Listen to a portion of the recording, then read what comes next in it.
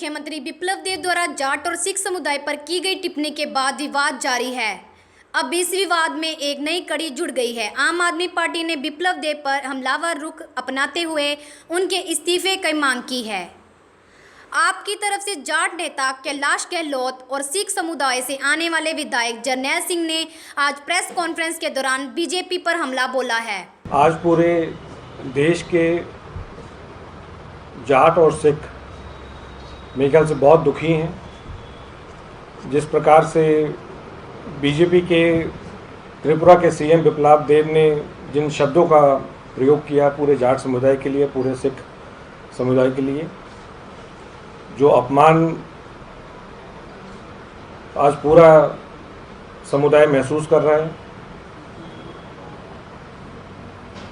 General भाई भी साथ में है, सिखों के बारे में वो दो शब्द कहेंगे। मैं चूँकि जाट कम्युनिटी से बिलोंग करता हूँ और पिछले 2 दिन में अलग अलग जितने भी जाट समुदाय हैं, जितने भी जाट नेता हैं, उनके फ़ोन भी आए मेरे पास।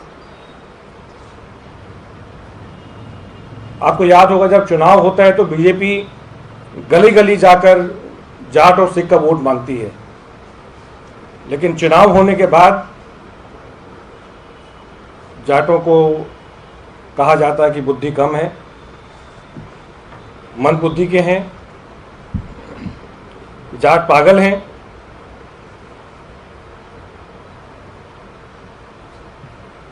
और आज भी इन शब्दों का यूज करने के बाद भी बिप्लब देब सीएम है।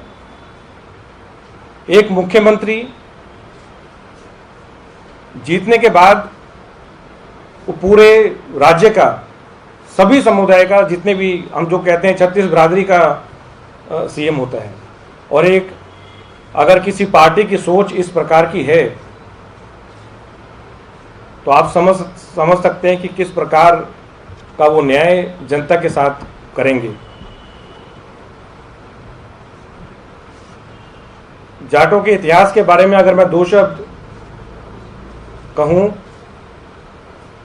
तो आज़ादी से पहले छोटू राम, जिनको सर का टाइटल दिया गया था, क्या वो भी मंद बुद्धि के थे? जिन्होंने गरीबों के लिए लड़ाई लड़ी, जिन्होंने किसानों के लिए लड़ाई लड़ी और वो रेवेन्यू मिनिस्टर भी थे, क्या वो भी मंद बुद्धि के थे? मैं बीजेपी से पूछ रहा हूँ आज, और बीजेपी के हर एक नेता से और जितने भी सीनियर नेता हैं उनसे ये पूछना चाहता हूँ, क्या सर छोटू राम मंद बुद्धि के थे? वो भी जाट थे। क्या चौधरी देवीलाल जी जो डिप्टी प्राइम मिनिस्टर थे, क्या वो भी मंद बुद्धि के थे? क्या चौधरी चरण सिंह जी जो जाट थे, जो कि प्राइम मिनिस्टर थे, क्या वो भी मंद बुद्धि के थे और वो भी पागल थे? तो मैं ये बीजेपी से पूछना चाहता हूं कि बीजेपी की सोच क्या है, किस प्रकार की सोच बीजेपी रखती है।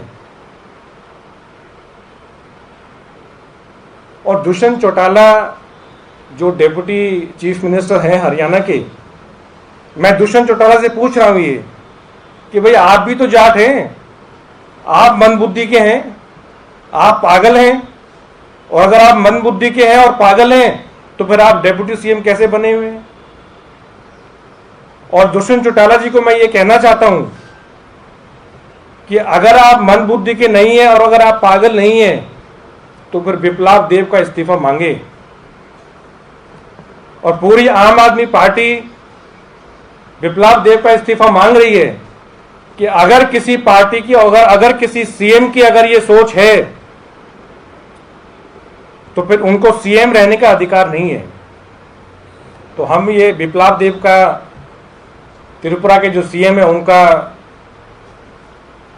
इस्तीफा मांग रहे हैं, क्योंकि मैं समझता हूं अगर किसी सीएम की अगर ऐसी सोच है तो उनको सीएम होने का कोई अधिकार नहीं है। और जितनी भी सीनियर लीडरशिप है बीजेपी की, मैं उनसे ही पूछना चाहता हूं कि आपने क्या एक्शन लिया अभी तक बिप्लब देब के अगेंस्ट? क्या कोई नोटिस दिया? क्या उनसे कोई जवाब मांगा? और अगर नहीं मांगा और अगर कुछ उनके अगेंस्ट एक्शन नहीं लेना चाहते तो हम यही सोचेंगे कि ये इतनी घटिया सोच, इतनी नीची सोच ये बीजेपी की है। और जब चुनाव खत्म होने के बाद अगर किसी भी समुदाय के बारे में, जाट समाज के बारे में अगर ऐसी सोच रखते हैं तो ये वाकई में दुर्भाग्यपूर्ण है। लेकिन मैं एक चीज़ बड़ा क्लियर कर देना चाहता हूँ कि अगर जाटों का इस प्रकार अपमान होगा तो जाट चुप नहीं बैठेंगे और ये अपमान नहीं सहेंगे। मैं जर्नैल भाई से अनुरोध करूँगा कि सिख समुदाय के बारे में वो अपने 2 शब्द रखें। जी बिल्कुल, कैलाश भाई की बात को आगे बढ़ाते हुए 2 दिन पहले अगरतला प्रेस क्लब के अंदर त्रिपुरा के मुख्यमंत्री बिप्लब देव जी द्वारा जो बयान दिया गया, उससे पंजाबी सिख भाईचारे में और जाट समुदाय के अंदर बहुत रोष है।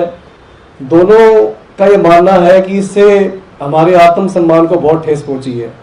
आज किसी को ये बताने की जरूरत नहीं है कि देश की आज़ादी के लिए सिखों ने क्या बलिदान किया। उस टाइम पंजाब और हरियाणा एक साथ ही होता था। पूरे पंजाब के लोगों का क्या बलिदान रहा वो किसी को बताने की जरूरत नहीं है। जहाँ तक बिप्लब देव जी के इस बेतुके बयान की बात करें तो इससे पहले भी इनका इस तरीके के बेतुके बयान देने का इतिहास रहा है। एक बार ये कह देते हैं कि महाभारत के समय में इंटरनेट चलता था। इनको महाभारत के समय का इतिहास मालूम है, पर इनको नरेंद्र सिंह कपानी जी के बारे में नहीं मालूम, जिनको आज फादर ऑफ फाइबर ऑप्टिक कहा जाता है। ये दावे करते हैं जी इनको 7 युग पहले के इतिहास मालूम है। कभी ये नौजवानों को सलाह देते हैं कि जी आप रेडी लगा लो, आप बेरोजगारी से बच जाओगे। तो इस बयान के बाद सिख भाईचारे में, जाट भाईचारे में बहुत रोष है। जहाँ तक मैं बात करूँ देश की आज़ादी के लिए पंजाबियों का, सिखों का जो योगदान रहा है, तो उसके अंदर जो 121 लोग देश की आज़ादी के लिए फांसी पर चढ़े थे, उसमें से 93 लोग सिख थे। 2626 लोगों को आजीवन कारावास हुआ था, उसमें से 2147 लोग सिख थे। मैं बताना चाहता हूँ 1971 में जब पाकिस्तान के 2 टुकड़े किए गए थे तो उस जंग को जीतने का सेहरा जनरल जगजीत सिंह अरोड़ा के सिर पर बांधा जाता है, जिन्होंने 90,000 पाकिस्तानी फौजियों को सरेंडर करवाकर और पाकिस्तान के 2 टुकड़े करके उनको करारा मुंह जवाब दिया था। तो बिप्लब देव जी के इस बयान से पूरे सिख भाईचारे में बहुत रोष है, सिर्फ देश के अंदर ही नहीं विदेशों में भी। क्योंकि आज सिखों ने, हरियाणा के जाट भाइयों ने पूरी दुनिया के अंदर भारत को गौरवान्वित किया है। कनाडा के अंदर दूसरी बारी वहाँ के डिफेंस मिनिस्टर जो हैं हरजीत सिंह सज्जन, वो सिख भाईचारे से ताल्लुक़ रखते हैं। पूरी दुनिया के अंदर आज सिख और जाट भाईचारे ने भारत का नाम रोशन किया है। तो ऐसे बयानों से दोनों समुदायों के अंदर बहुत रोष है, बहुत ज़्यादा परेशानी है। अगर कोई आम कार्यकर्ता ये बात कहे तो समझ आती है, पर एक राज्य का मुख्यमंत्री वहाँ के पूरे राज्य के लोगों को प्रतिनिधि होता है। क्या ये बीजेपी का ऑफिशियल बयान है? दरअसल इस बयान से बीजेपी की मानसिकता सामने आती है कि समय समय पर ये भारत के लोगों को कभी धर्म के नाम पे, कभी जात के नाम पे, कभी क्षेत्र के नाम पे लड़वाते आए। ये बीजेपी की असली मानसिकता है। हम डिमांड करते हैं कि बीजेपी के अध्यक्ष इस बयान पर तुरंत माफ़ी मांगे और ऐसे आदमी जिसको इतनी भी सेंसिबिलिटी नहीं है किसी समुदाय के प्रति, किसी धर्म के प्रति, उस आदमी को मुख्यमंत्री के ओहदे पर रहने का कोई हक नहीं है। उनसे तुरंत इस्तीफा लिया जाए और बीजेपी के अध्यक्ष इस बयान पर माफ़ी मांगे, नहीं तो हम इस बात को आगे तक लेके जाएंगे। इस मसले को यही नहीं छोड़ेंगे।